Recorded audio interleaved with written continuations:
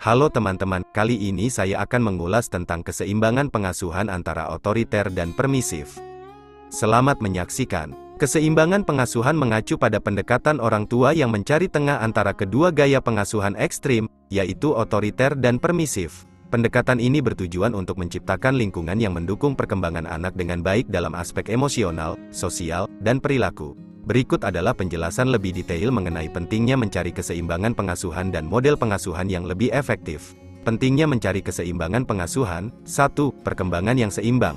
Dengan mencari keseimbangan, anak dapat mengalami perkembangan yang seimbang dalam berbagai aspek kehidupan, seperti emosi, sosial, dan akademik. Keseimbangan pengasuhan membantu orang tua untuk memahami perasaan dan perspektif anak, sehingga dapat memberikan dukungan yang tepat sesuai dengan kebutuhan mereka. Contohnya adalah ketika seorang anak memiliki kesulitan dalam mengatasi emosi negatifnya, dengan pendekatan yang seimbang, orang tua dapat mendengarkan dengan empati, membantu anak mengenali emosinya, dan memberikan panduan untuk mengelolanya secara positif. Ini membantu anak mengembangkan keterampilan emosional yang sehat sambil tetap menjaga keseimbangan dalam pengembangan sosial dan akademik mereka.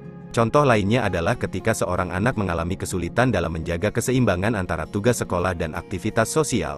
Dengan cara ini, anak dapat mengembangkan kemampuan akademik mereka sambil tetap menjaga hubungan sosial dan kesejahteraan emosional. 2. Pengambilan keputusan yang bijaksana. Dengan keseimbangan pengasuhan, orang tua dapat membuat keputusan yang lebih bijaksana dalam menetapkan aturan dan memberikan hukuman atau konsekuensi yang sesuai dengan tindakan anak.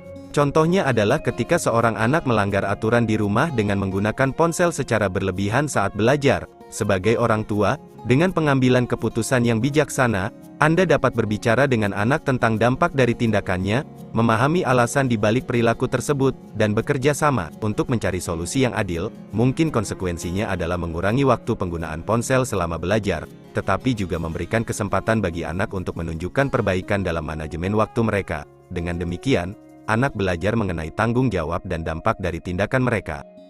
Contoh lainnya adalah ketika seorang anak mengabaikan tugas rumahnya secara teratur. Dalam mengambil keputusan yang bijaksana, orang tua dapat berbicara dengan anak untuk memahami mengapa tugas rumah diabaikan dan apakah ada hal-hal tertentu yang menghalangi mereka. Berdasarkan percakapan ini, orang tua dapat bekerja sama dengan anak untuk menetapkan sistem penghargaan yang positif ketika tugas-tugas selesai tepat waktu, serta membantu anak mengembangkan keterampilan manajemen waktu yang lebih baik. Dengan cara ini, anak belajar tentang tanggung jawab, komitmen, dan dampak dari tindakan mereka.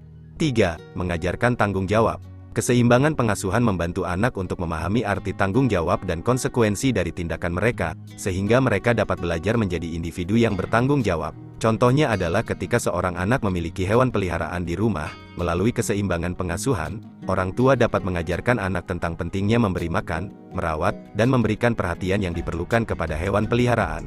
Orang tua dapat mengenalkan konsep tanggung jawab dengan membantu anak merencanakan jadwal pemberian makan, membersihkan kandang, dan memberikan perawatan yang tepat.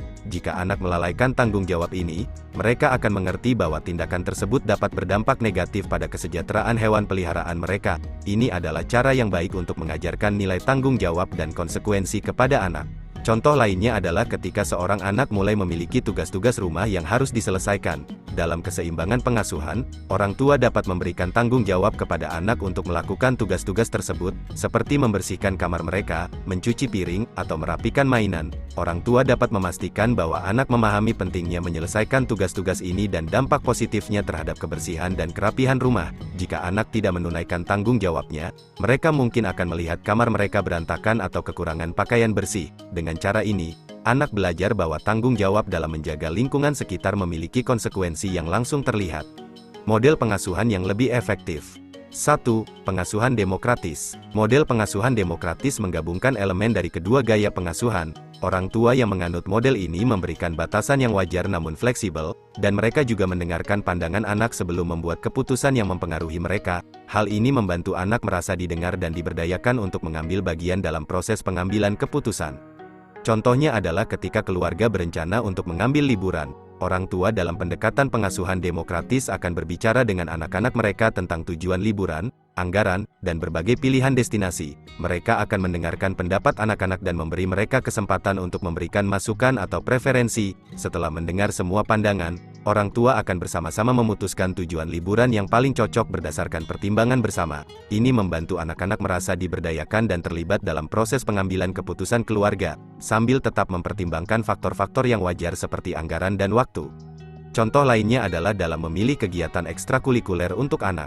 Orang tua dengan pendekatan pengasuhan demokratis akan berdiskusi dengan anak mengenai minat dan bakat mereka. Mereka akan menyediakan berbagai opsi kegiatan ekstrakurikuler yang sesuai dan memberikan anak kesempatan untuk memilih apa yang mereka ingin ikuti.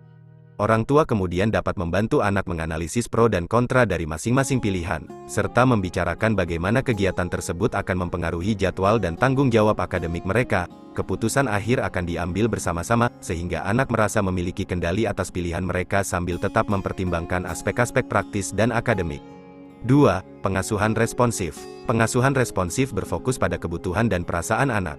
Orang tua yang responsif menunjukkan empati dan dukungan ketika anak menghadapi tantangan atau masalah. Mereka memberikan bimbingan dan arahan tanpa membatasi kebebasan anak secara berlebihan, sehingga memungkinkan anak untuk mengembangkan kemandirian dan rasa percaya diri.